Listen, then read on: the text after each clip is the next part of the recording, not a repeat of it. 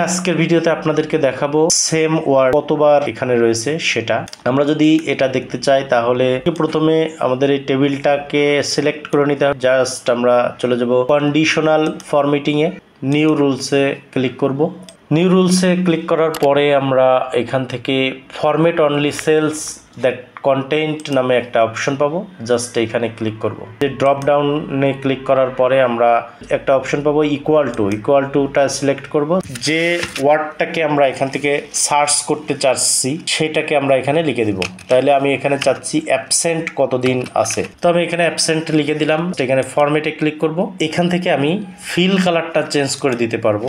যে ওয়ার্ডটা চাচ্ছি সেটাকে আমি কোন কালার করে দিতে চাই, তো আমি এখানে রেডটাকে সিলেক্ট করে দিলাম। দেওয়ার পরে ওকে প্রেস করব। ওকে প্রেস করার পরে এখানে আমার মোটামুটি কাজ শেষ। তো এখান থেকে জাস্ট আমি ওকে প্রেস করব। এখানে রেজাল্টটা পেয়ে গেলাম।